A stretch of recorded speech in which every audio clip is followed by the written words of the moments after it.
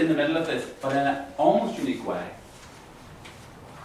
The bottom line about Ireland is this, is Woodrow Wilson has a considerable effect.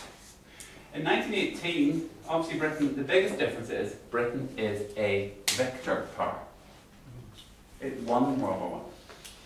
But the issue with being a victim power, of course, is extremely nuanced by the fact that you have 1 million dead and 4 million civilians. So to win, that's what winning costs, and your economy ruined. So that was winning. So the nature of this winning after World War I is pretty profound, it's pretty appalling. Okay? But you won. The one thing about winning is nobody tells you what to do after the war. They're not drawing maps around your territory. They're doing it in Germany, they're doing it in Austria, they're not doing it in Britain. Okay? You're actually drawing the maps. But in 1918 there's an election. An election for the United Kingdom, which at this point still includes Ireland as a whole. And the election is won by the Conservative Liberal coalitions under Lloyd George.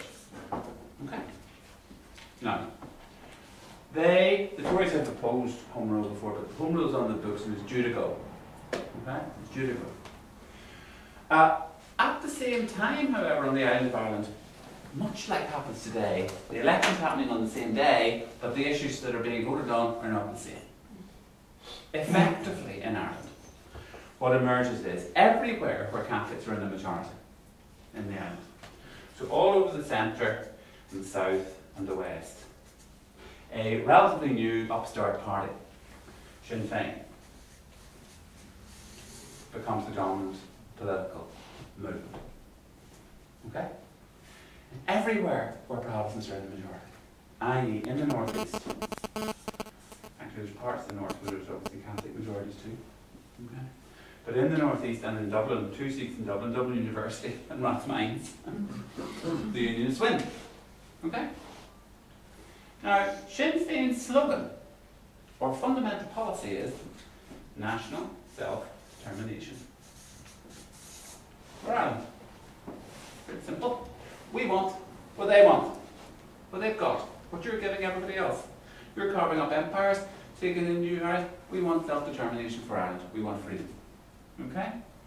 But there's nobody listening at this point. Okay? There's no audience, no international community. The Unionists, on the other hand, say, and they say, we are the majority. The Unionists, on the other hand, say, no. It is not the majority of the people of Ireland. It is the majority of the people of the United Kingdom, as represented in Parliament. Therefore, the Union stays. Okay? And this is most divisive, of course, at local level, where there's several of different types of people living side by side, which is mostly in the northern part of the island. Okay? Now, just so you know, the question I suppose you have to ask your audience is, who's right? Now, I suspect that your children will know exactly who they think is right. And usually it's something to do with us. But the problem is, in international law, there are profoundly contradictory precedents of both of these things. Obviously at Versailles, they're carving up empires, they're taking out bits, they're taking territories, and they're deciding that units which have got some kind of existence can decide as a whole. That would tend to go for Sinn Féin in their arguments, the end of Ireland. The previous biggest war in the world was the American Civil War. And South Carolina said, we have the right to self-determination over slavery. And Lincoln said, no you don't. You have to ask our permission. And the Federalists won. And the United States is based on the principle that you can't secede without the consent of the entire Federation. Once you're in, you're going to get... Now, although the Constitution is much more ambiguous about this, that's what they've come to after Lincoln. So the bottom line is, the Prods are Americans, and the Unionists are Europeans, or the Nationalists are Europeans on this issue, because it suits. But the bottom line is, you still have a problem, which is, who's going to impose this? What actually occurred, of course, was the emergence of, first of all, there's lots of guns. The other issue is, this is not actually, especially now, after World War I, after the Rising, after the conscription crisis, after going to the Somme, this, after the Home Rule crisis prior to the war, this is not something you're discussing through the letters pages of the Times. This is something that really matters. This is about who's taking power in this country. Okay? Who's getting it? There are also enormous amounts of guns floating about here that have been imported before the war, that have been brought in during the war, that have been used in the Rising, that have been used in the Somme. The guns are everywhere. Okay? So, and they have spread way past professional army. They're in the ordinary population. The guns are out there. And there are militias all organised. So, in 1919, in what becomes known because they won as the War of Independence, as if they lost, it would probably be the national insurrection. Because they won the War of Independence, the IRA begin. And they begin fighting mostly in Tipperary and Kerry, where they have a very broad well support. Okay? And they attack the institutions of the state. And the resident institution of the state is what? It's the RIC. They go for the RIC. And the RIC, probably wisely from a personal point of view, run away, largely. If you read Hansard of that period, the British government's going, this is a disgrace, this is an insurrection, this is a rebellion against authority, we must reimpose authority, we must bring them over. And so what they do, of course, is say, we must reinforce the civil power. And reinforcing the civil power post-1918 means bringing on board some of your rather unsubtle troops who've been trained in the trenches in Flanders into support the police, wearing half police, half army uniforms, and being called locally Black and Tans. And so now the IRA is face to face with an organisation which is well used to shooting people and doesn't ask questions. And they get drawn into it very deeply. And in many ways, the closest modern equivalent we have of this is what the Serbs tried to do in Kosovo. Watching an insurrection, they got drawn into it.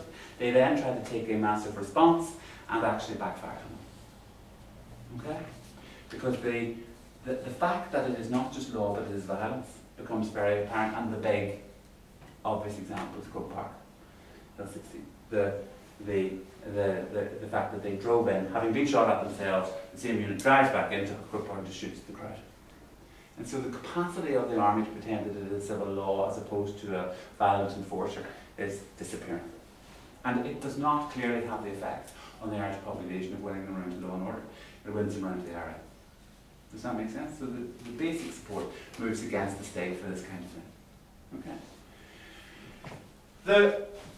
So the British government now has an issue, which is this isn't working. And actually the British government, probably because of this, and because of Home Rule, because of the Liberal element in the government, comes to the conclusion that they cannot continue with this. So Home Rule has to come back on the stop signal. So they're back to Home Rule. But this time they say, right, here's how the unions are saying, don't you be forcing us out because we'll go next. And we fought through the Somme. Now, the prospect of a current mutiny in which British Army shoot at people waving Union Jacks post-World War I think it's pretty unlikely. So what the British government decided to do is, yes, we'll have devolution, but we'll double do it. The Government of Ireland Act. We will create Northern Ireland for 6 counties and Southern Ireland, effectively drawing the line around the Province area to the maximum advantage of the pro-British side. Okay? Now that doesn't mean that all Protestants in Ireland are brought in. They can't. There is a, if you like, group of Protestant unionists left on the other side of the border who are simply left to live with that. But there's a far larger element of Catholics north of the border who feel that this is actually a double betrayal of the independence wish now, but also a fact that we'd be left into the bit which is run by the unions. The fundamental issue, of course, as you all know, is that given this scenario, all of a sudden the Ulster Unionists, and it's not the Unionists, it's when the Ulster Unionists say, we're taken. We'll take it. Because they recognise that actually self-defence is a better guarantee of defence at this point for them than relying on the United Kingdom, which is engaged in the interests of the state. So they take it, and Northern Ireland comes into existence. As you all know, Southern Ireland is not. Sinn Fein withdrawn from